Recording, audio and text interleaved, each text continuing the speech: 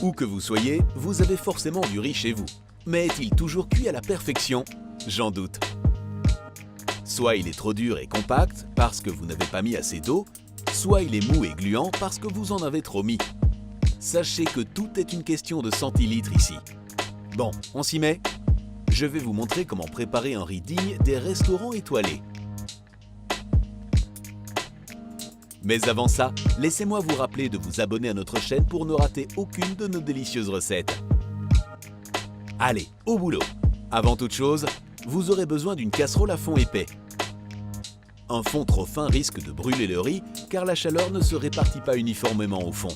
D'une tasse pour mesurer la quantité d'eau et de riz, d'une cuillère, d'une fourchette, du sel et du poivre ou autre pour l'assaisonnement. Et bien sûr, du riz. Vous devez vous dire, oui, mais quel type de riz? Je vais vous en montrer 3 sortes que vous pouvez utiliser dans vos plats. Le premier, le riz long. C'est le plus utilisé dans la cuisine indienne et le meilleur en accompagnement ou en salade. Là, c'est du riz rond qu'on utilise pour faire des sushis, du risotto, de la paella et des desserts. Il a une forme presque ronde et absorbe plus d'eau que le riz long. La troisième sorte est le riz complet, qui ressemble au riz long, mais qui conserve le germe qui lui donne sa couleur marron. Il est plus riche en fibres, en fer et en vitamine B que le blanc, mais il met plus de temps à cuire. L'autre élément important, la quantité d'eau. Pour le riz long, il faut 1 tasse et demie d'eau pour chaque tasse de riz. Pour le riz rond, 1 tasse plus 1/4 de tasse d'eau pour chaque tasse de riz. Pour le riz complet, 1 tasse plus 3/4 de tasse d'eau pour chaque tasse de riz. Maintenant qu'on a tout, on peut y aller, étape par étape.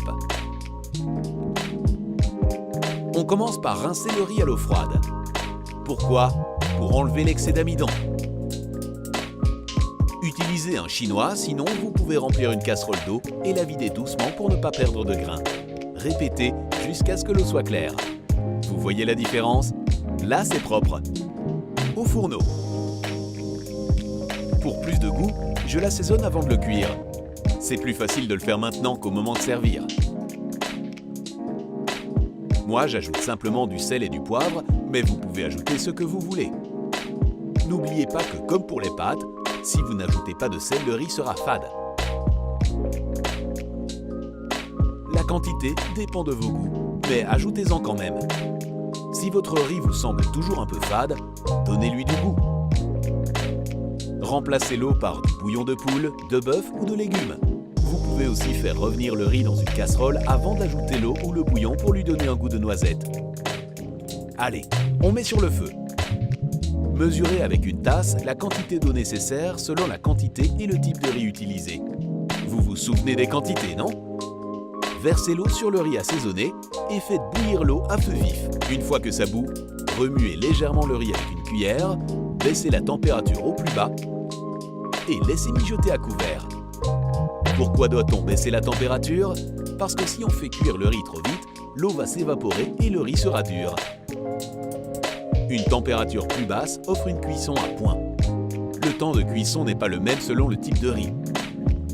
C'est très important parce que si vous le retirez trop tôt, le riz sera dur. Et si vous le laissez trop longtemps, il sera mou et gluant. Le temps de cuisson parfait pour le riz long est de 18 minutes. Pour le riz rond, 15 minutes. Pour le riz complet, il faut plus de temps, 45 minutes. N'enlevez pas le couvercle avant la fin de la cuisson parce que c'est la vapeur qui cuit le riz. En l'enlevant, le ratio eau-riz est mis à mal. Alors, à moins d'un gros doute sur la quantité d'eau, il vaut mieux laisser le riz cuire tout seul comme un grand. Laissez à faible température, la vapeur se chargera du reste. Et ne mélangez surtout pas. C'est l'erreur que tout le monde fait. En mélangeant le riz pendant qu'il cuit, l'amidon libéré empêche la formation de la vapeur. En gros, ça rendra votre riz tout mou. Donc, laissez-le faire. Profitez-en pour nettoyer la cuisine, faire un peu de lecture ou patienter le temps qu'il faut selon le type de riz que vous préparez. Si vous avez utilisé les bonnes proportions, votre riz aura cuit correctement. Quand le temps est écoulé, retirez le riz du feu. Une autre erreur courante est de le servir directement après la cuisson. C'est tentant, mais attendez encore, on y est presque.